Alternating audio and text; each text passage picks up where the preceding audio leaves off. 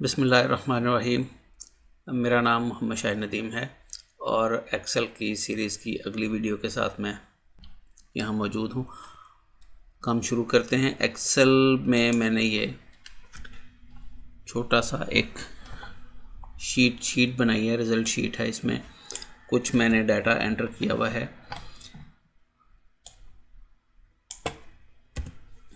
Data enter इसलिए किया कि डाटा एंटर करने पे जो टाइम लगेगा उस टाइम को बचाने के लिए, कि बजाय इसके कि हम डाटा एंटर करने पे टाइम लगाएं, वो मैं आपको और चीज़ें एक्सप्लेन कर दूंगा।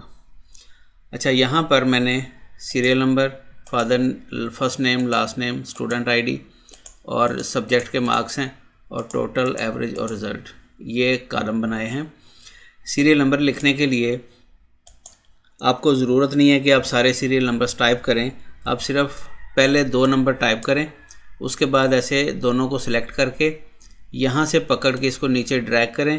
वो सीरियल नंबर्स जहाँ तक आप ड्रैग करेंगे वहाँ तक सीरियल नंबर लिख देगा और बाकी ये सारा ख़ुद आपको टाइप करना पड़ेगा। टोटल करने के लिए आपको सम का फार्मूला बताया था, इक्वल टू सम, और ब्रैकेट में आप बताएंगे कहाँ से कहाँ तक सम करना है। कहाँ से, E2 से हमने शुरू करना है, E2 से, और दरमियान में कॉलन लगाएंगे। ये हम रेंज दे रहे हैं E2 से I2 तक। I2 ब्रैकेट क्लोज की, एंटर किया, ये इसका सम हो गया। अब एवरेज के लिए भी बिल्कुल सेम यही तरीकाकार है। सम की बजाय आपने लिखना है एवरेज, इक्वल टू एवरेज, और ब्रैकेट में उसी तरह वही चीज़ बतानी है कि कहाँ से कहाँ तक वो नंबर हैं जिनकी आपने एवरेज निकालनी है।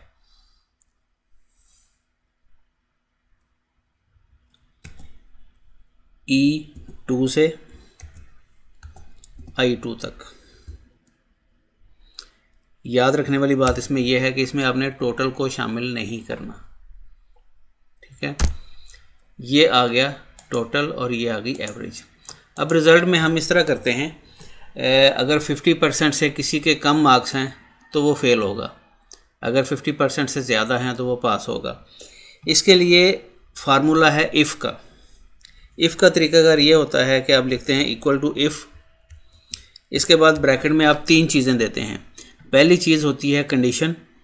वो कंडीशन अगर ट्रू होगी तो उसके बाद हम देते हैं कॉमा के बाद एक्शन 1 और फिर कॉमा, फिर एक्शन 2।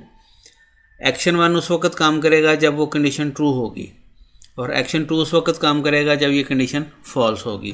कंडीशन यहाँ पे हमारी क्या है, पास कब होना है, जब एवरेज ग्रेटर दैन और इक्वल टू 50 होगी। तो यहाँ पे हम एवरेज को चेक कर लेते हैं। एवरेज कहाँ लिखी है, K2 पे। ब्रैकेट के अंदर हम चेक करेंगे इफ़ K2 ग्रेटर दैन और इक्वल टू 50। अगर K2 50 या 50 से ज़्यादा है देन क्या होगा, देन पास होगा। अदरवाइज़ क्या होगा, अगर 50 से ज़्यादा नहीं है तो डेफिनेटली 50 से कम है, तो कम होगा तो क्या होगा, फेल होगा। दोबारा एक दफ़ा देख लें। इफ़ के बाद ब्रैकेट के अंदर कंडीशन, अगर कंडीशन ट्रू होगी तो पहला पार्ट काम करेगा, अगर ये फॉल्स होगी तो दूसरा पार्ट काम करेगा। यानी अगर किसी की एवरेज 50 से ग्रेटर होगी या 50 होगी तो इस खाने में लिखा हुआ आएगा पास। अगर 50 से लेस होगी तो यहाँ लिखा हुआ आएगा फेल। अभी मैं इसको एंटर करता हूँ, 65 एवरेज है, इसका मतलब यहाँ पे पास आएगा लिखा हुआ, ये पास आ गया। अब हमें ये तीनों फार्मूले नीचे सब के ऊपर अप्लाई करने हैं, तो तीनों फार्मूलों को आप इकट्ठा सेलेक्ट करें, यहाँ से पकड़ के नीचे तक ड्रैग कर दें। तो ये देखें जी, ये एक है जिसकी एवरेज 50 से कम है, ये रो नंबर 8 पे है, 49.8 है, तो इसके सामने फेल आ गया, बाकी सब के सामने पास आ गया। ये तो हो गया ओवरऑल इसका रिज़ल्ट। अब इसकी थोड़ी सी फॉर्मेटिंग की तरफ आते हैं। ये कुछ अजीब सी शीट लग रही है। इसमें सबसे पहले आप कॉलम की चौड़ाई के लिहाज से देखें कि कौन सी चीज़ का, किस कॉलम की चौड़ाई कितनी होनी चाहिए। ये देखें, स्टूडेंट आईडी पूरा नहीं आ रहा था, इसको कॉलम को थोड़ा ज़्यादा चौड़ा मैंने कर दिया।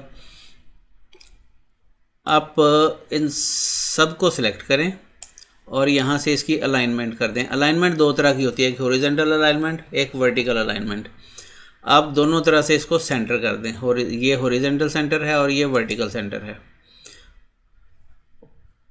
अब देखें, अब कुछ थोड़ी शेप बेहतर लग रही है। अब इसमें फर्स्ट नेम और लास्ट नेम जो है ये इसको आप लेफ़्ट अलाइन कर दें, लेफ़्ट। अब इनके ऊपर बॉर्डर लगाने हैं, तो दोबारा सारे डाटा को सिलेक्ट करें, सिलेक्ट करके यहाँ पर आएँ, ये बॉर्डर है, यहाँ इसके साथ एरो छोटा सा नज़र आ रहा है, इसको क्लिक करेंगे तो ये पूरी आपको एक लिस्ट नज़र आ जाएगी कि किस तरह का बॉर्डर आप लगाना चाहते हैं।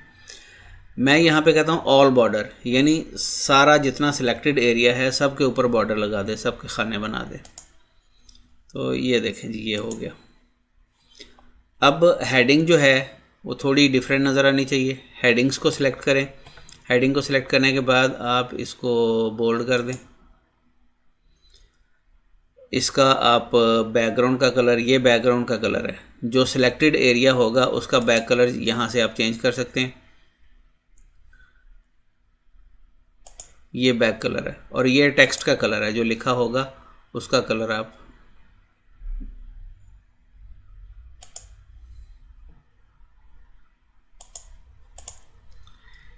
अब ये रिज़ल्ट जो है, ये शीट जो है कुछ बेहतर फॉर्मेट में नज़र आ रही है।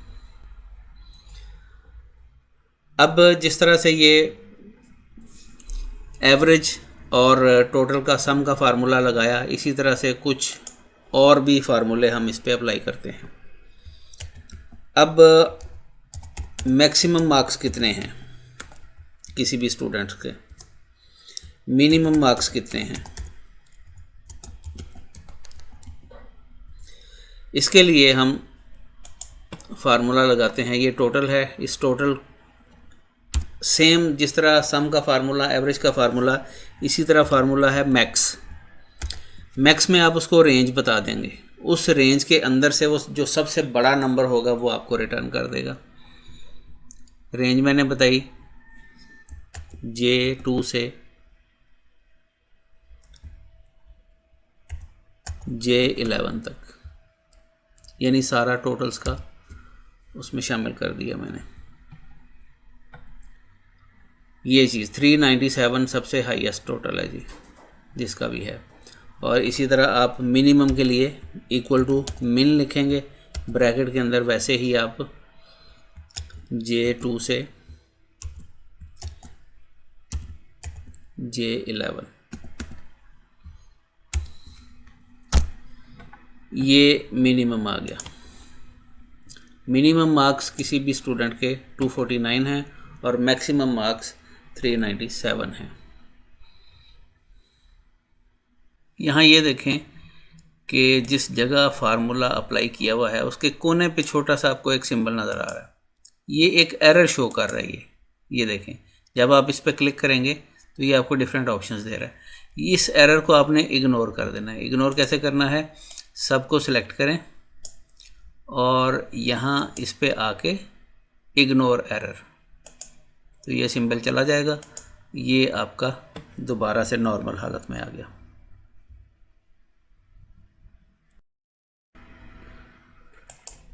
टोटल स्टूडेंट्स कितने हैं, इसके लिए भी आप यहाँ पे फार्मूला अप्लाई कर सकते हैं। टोटल स्टूडेंट्स, इसके सामने आप इनको काउंट कर लेंगे। काउंट का भी बिल्कुल वही तरीकाकार है जो एवरेज का, मैक्सिमम का, मिनिमम का, सम का। काउंट में भी वैसे ही आप बताएंगे कहाँ से कहाँ तक। J2 से J11 तक वो काउंट करेगा कि कितनी वैल्यूज़ हैं, जितनी वैल्यूज़ हैं उतने स्टूडेंट्स होंगे। इस तरह से आप काउंट के ज़रिए टोटल नंबर ऑफ़ स्टूडेंट्स भी फाइंड कर सकते हैं।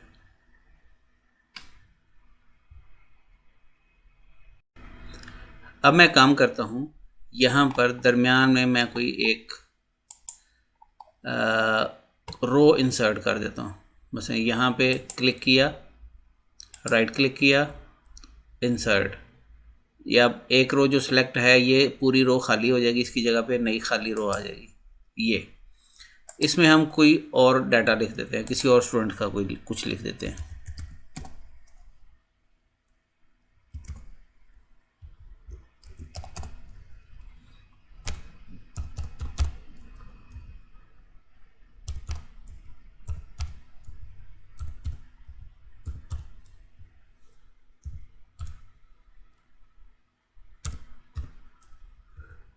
ये देखें, इसका तीनों फार्मूले इसके ऊपर अपने आप अप्लाई हो गए, हमने कुछ नहीं किया। अब नीचे जाके देखें, टोटल नंबर ऑफ़ स्टूडेंट्स, ये काउंट अपने आप 11 हो गया। ऐसे ही आप इसमें ऐड करते जाएंगे तो वो उसमें खुद ब खुद उसके मुताबिक अपडेट करता जाएगा। अब ये सीरियल नंबर जो है ये थोड़ा डिस्टर्ब हो गया, इसको सही करने के लिए आप क्या करेंगे, दोबारा से इसको सिलेक्ट करें और फिर ड्रैग करके नीचे तक लें, सीरियल नंबर भी सारा ठीक हो जाएगा। ये जितने भी फार्मूले यहाँ पर अप्लाई किए गए होते हैं, जब हम वैल्यूज़ को चेंज करते हैं पूरी शीट में, कहीं भी कोई भी वैल्यू आप चेंज करें तो फार्मूले ऑटोमेटिकली रिकैलकुलेट हो जाएंगे। आपको कहीं भी कुछ भी चेंज करने की ज़रूरत नहीं, सिर्फ आप वैल्यूज़ को चेंज करें, उसके मुताबिक खुद ब खुद वैल्यूज़ एडजस्ट हो जाएंगी, सारी की सारी खुद ब खुद रिकैलकुलेट हो जाएंगी।